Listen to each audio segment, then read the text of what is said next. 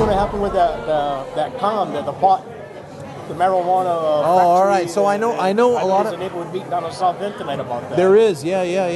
Where they want to put the mills. What's yep. going on with that? Here's the thing. A lot of people are concerned about that, right? Yeah, but 68. I know you. But listen, 68% of the population of Massachusetts came out.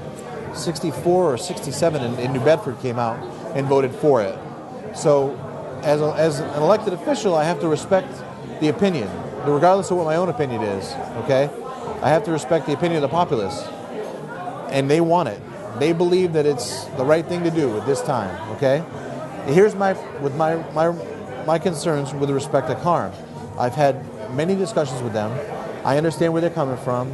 The board of directors for that group is pretty upstanding individuals. I mean, you got a school principal, you got a psychologist, there's doctors on that board.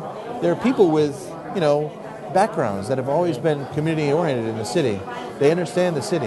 It's not like outsiders coming in doing it, And then the young people that are involved, the entrepreneur side of it, they're looking at bringing 150 jobs from day one right into the city.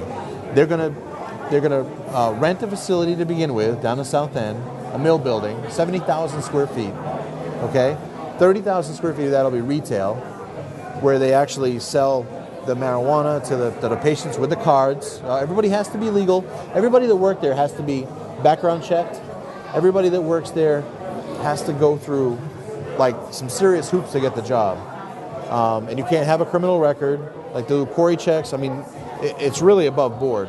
The security there is going to be like Vegas style, like armored cars, the whole nine, cameras everywhere, like they're actually bringing in a company from Las Vegas to set up their security system and do their security protocols, and they've hired somebody to oversee that who is does it for like 5 different hotels. But do you really think the South End is a place to put that in a neighborhood? Doesn't that belong like an industrial park or something? I mean, you wouldn't put a strip club there. If they wanted to put a strip club, they'd be going crazy. So why would you want to put a marijuana place? That's why we've looked at the zoning. Neighborhood. We've looked at the zoning and we're modeling it after the strip club. I know the guy wants to probably fill up his building, but something like that, the way I feel, belongs out in industrial park somewhere, away from the neighborhood. And deal that process is yet to come.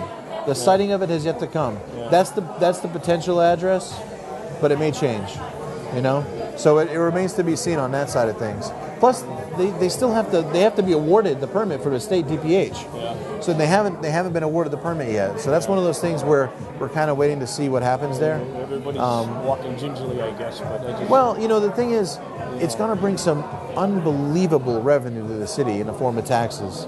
I mean, you're talking about a commercial business paying commercial taxes, and they're looking at, grossing $1 million a month. There's huge revenue at stake for the state and for the city. Not to mention the job creation and the fact that everything they do is going to be recyclable. They're using every part of that plant and the soil. I mean, it's not just about the marijuana. I mean, they're going to be selling it to make hemp, protein powder, all kinds of stuff. They're going to put solar panels on that building so that the majority of their electric comes from the sun. They're, rain barrels, the whole 9 yards. I mean, they're really going all out. And they're looking to buy that building over time and actually take over the business that's there currently and run that business as like a side entity, So, I mean, they're really looking at spinning out some serious economic development as a result of this. And they're you know why Loretta supports it? Because they've said that the people that they're hiring are the locals that qualify, of course, but they're going to, make sure that people can buy the homes that are across the street. They're going to give them more than livable wages. The people that work there have got to qualify to work there, so they're not going to be making $10 an hour, Kenny. Yeah. They're going to be gainfully employed. Raising their families here. They're going to be part of the community. I know it sounds crazy, and I want to say pot's the future, but it's definitely a piece of what we're doing.